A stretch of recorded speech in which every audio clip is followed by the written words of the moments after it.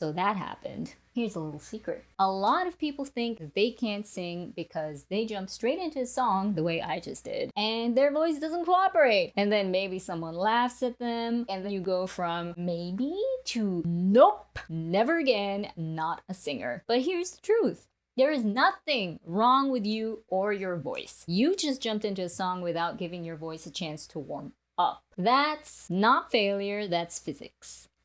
Or biology. Not sure about that one. Not my expertise. Here's the good news. Today, I'm going to show you a few simple things you can do before you sing, be it in the car, in the kitchen, in the shower, to make your voice feel more steady and in control. Hi, I'm Lydia Renault, professional vocalist and coach, and I'm here to help you feel more confident in and connected to your voice. You already have a voice, and you actually know how to use it because you speak. Guess what? That's technically all that singing is. We just have to unlock a little more awareness that you probably don't currently have. So for today, we're gonna spend a few minutes waking up your voice so when you go and sing your favorite song later, it'll cooperate at least a little bit more. So here are 3 easy but so important steps I want you to go through before you start singing. Step 1, before we sing a single note, a quick body check. I'm not really always one to harp on about posture and breathing, but if you're new to singing, how you hold yourself can make it easier or harder for your voice to do its job. Starting out, it helps to stand. It gives you a little more grounding and foundation and anchor to push from. Let's do a quick body check. Feet about shoulder width apart. Avoid crossing your legs or standing with your weight shifted to one leg. Knees soft and relaxed. Shoulders rolled back and down. You'll automatically avoid hunching or slouching like this. Chest open, not puffed, and your chin stays roughly parallel to the floor. If you do catch yourself slouching or hunching over your phone, just straighten up again. You'll instantly feel more space to breathe and project. Most of us actually sing with hidden tension. This quick reset helps ease some of that and clears a path for your voice. Step 2, breath awareness. Let's talk about breath. Try this with me. Place one hand on your stomach, one on your chest. Inhale slowly through your nose, and just notice which hand moves. If it's the one on your chest or shoulders, let that movement drop lower, down into your belly. Now, exhale on a gentle sigh, like you're letting go of tension. If your shoulders stay relaxed and your belly moves just a little, you're in the right spot. You can even try it on a soft shh.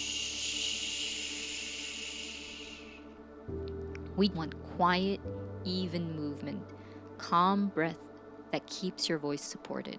When people jump straight into singing, this part usually goes missing. They run out of breath and the sound gets shaky. A few relaxed breaths like this give your voice a steadier foundation before you start. Okay, step 3. We are finally going to start using our voices by making gentle sounds. In this first exercise, we're going to start by humming, the easiest and safest way to make a sound. First, let's try humming like you're agreeing with something or you're tasting something delicious, like this.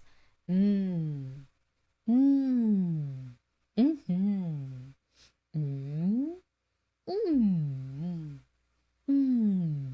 If you feel a slight buzz around your lips or nose while this is happening, that's perfectly normal. That's just your voice warming up. If you're not feeling any kind of buzz, what you can try is trying to point the humming through your nose.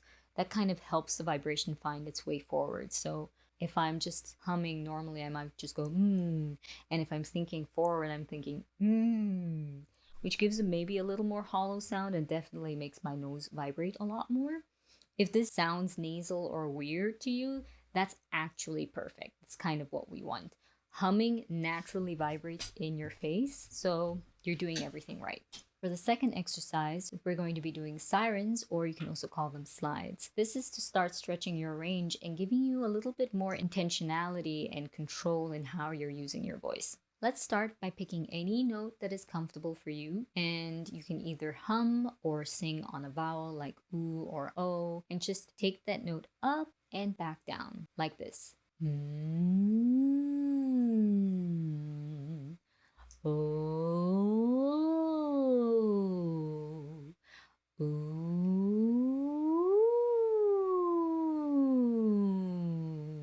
Feel free to do this with me as I'm demonstrating.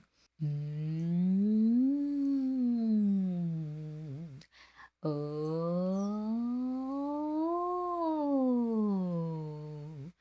Ooh. If your voice does crack or flip, don't worry, that's not wrong. That's just kind of where your registers meet, which is something I'll talk about in a different video sometime. Every singer's voice does this though, so you're fine.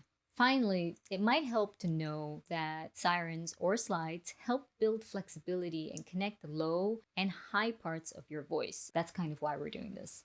For our final and third exercise, we're going to be making sounds like ng. This will help with your resonance, which is the part of the voice that helps sound carry and makes it bigger and more present. We'll start by just saying sing and holding on the ng sound. Sing.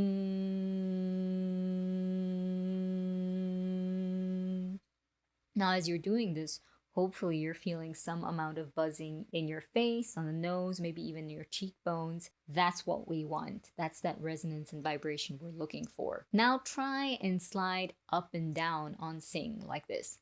Sing.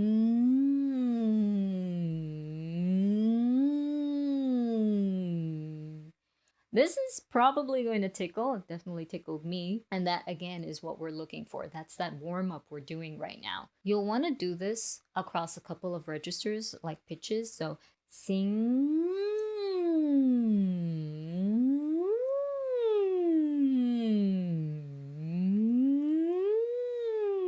Just to explore your full range and like make sure you're warmed up across the board. Just do it a couple of times for yourself until it starts feeling effortless, and then you know you can like move on.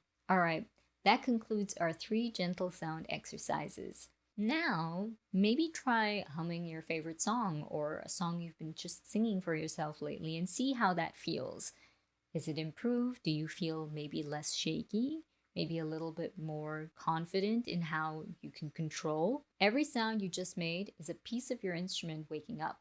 It's essentially the same concept as stretching before physical exercise. Now, I know I said I only had 3 steps, but for those of you who are ready for the next level, I have a couple more exercises. Now that we've got your voice generally moving, let's see how it feels to explore a few different sounds. First, a pitch matching game. I will sing a short phrase on la, and you'll try and match it. Just a little heads up, if you don't immediately hit the note, that's fine. This is not a perfection exercise. The whole point is for you to slowly get the hang of moving the note so that you're actually hitting the right pitch. Think of it a little like tuning a radio. You know, back in the day when you had to tune a radio and like turn the knob to dial in the right frequency? It's kind of the same when you're off pitch. You just kind of turn it until you're on the right one. La, la, la, la, la, la, la, la,